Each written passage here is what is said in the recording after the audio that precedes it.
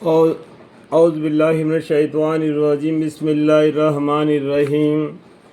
سو جب میں اس کو پورا بنا چکوں اور اس میں اپنی طرف سے جان ڈال دوں تو تم سب اس کے روبرو سجدے میں گر پڑنا۔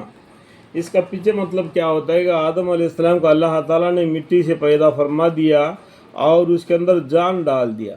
جب اس کے اندر جان ڈال دیا تو وہ زندہ ہو گیا۔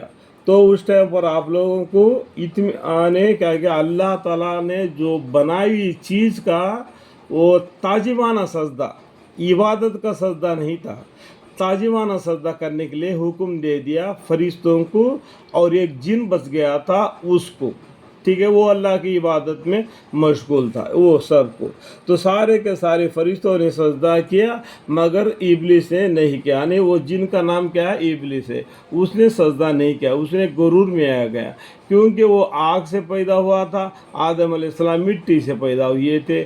آگ اوپر کو اٹھنے والا ہے، مٹی نیچے کو گرنے والا ہے، اس لیے میں اس کو سجدہ نہیں کروں گا۔ اس طریقے اس کا دماغ میں گھمنڈ آ گیا، اس نے اس بات کو قبول نہیں کیا کہ سجدہ کرنے والے میں شامل ہو۔ اللہ تعالیٰ نے فرمایا کہ اے ابلیس، تجھ کو کون امر باز ہوا کہ تو سجدہ کرنے والوں میں شامل نہ ہوا؟ کہنے لگا کہ میں ایسا نہیں کہ بشر کو سجدہ کروں، یہ کو اب کیا بولتا ہے کہ میں ایسا نہیں بشر مطلب کہ ایک انسان کو سجدہ کروں، میں اللہ کو سجدہ کروں گا۔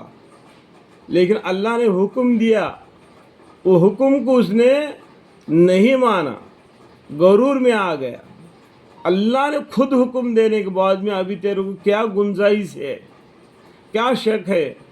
اللہ نے خود حکم دیا کہ اس کو سجدہ کرو جو آدم علیہ السلام کو جو روح اس نے ڈال دیا۔ اللہ نے اپنے روح کیا ہے، اللہ کے حکم سے بنتی ہے، اور وہ اللہ کے حکم سے جسم میں آتی ہے، اللہ کے حکم سے نکلتی ہے۔ انسان کو موت آتی ہے لیکن روح کو موت نہیں آتی، وہ ہمیشہ زندہ رہنے والی ہے۔ اس بات کو اس نے سمجھا نہیں، تو اس نے غرور میں گھمنڈ میں الٹا آ گیا۔ اللہ تعالیٰ نے تعظیمانہ سجدہ اس کو کہا دیا جو روح اس نے ڈال دیا آدم علیہ السلام کے جسم میں، ٹھیک ہے۔ کہنے لگا کہ میں ایسا نہیں کہ بشر کو سجدہ کروں جس کو آپ نے بچتی ہوئی مٹی سے جو کہ سڑی ہوئی گارے کے بنی ہوئی تھی پیدا کیا ہے۔ یہ آپ کو معلوم ہے کہ کمبار ہانڈی بنانے کے لیے مٹی کو کس طریقے سے تیار کرتا ہے، اس طریقے سے انسان کو پیدائش کے لیے اللہ تعالیٰ نے تیار کر دیا۔ اس کے بعد میں آدم علیہ السلام کو صورت شکل بنا دیا۔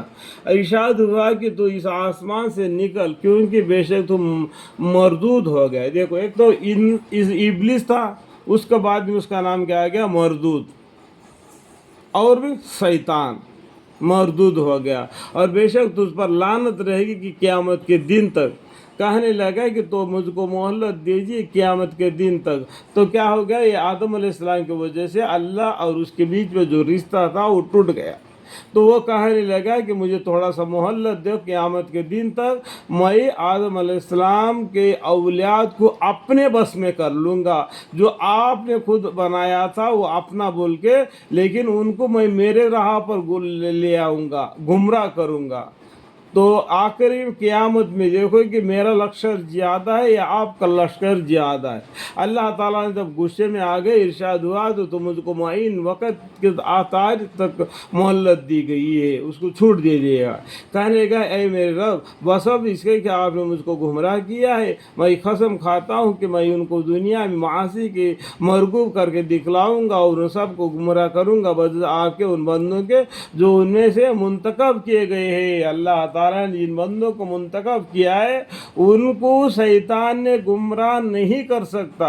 اللہ تعالیٰ اس کو ہدایت دیتا ہے، کسی طریقے سے وہ شیطان کے جال سے نکل کے باہر آ جاتا ہے۔ الا عبادک منہم المخلصین۔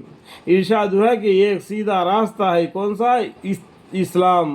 قال ھذا صراط علی مستقیم، جو مجھ تک پہنچتا ہے۔ واقع میری ان بندوں پر تیرا ذرا بھی بس نہ چلے گا، ہاں مگر جو گمراہ لوگوں میں سے تیرے راہ پر چلنے لگے، اور ان سب سے جہنم کا وعدہ ہے۔ جو تیرے ساتھ چلیں گے قیامت کے دن تک، ان سب کو جہنم کا میں ڈال دوں گا، اللہ تعالیٰ نے کہہ دیا۔ ایک تو گمراہ کرنے کی وجہ سے، ایک وہ گمراہ ہونے کی وجہ سے، دونوں کو جہنم میں جانا پڑے گا۔ اللہم اغفر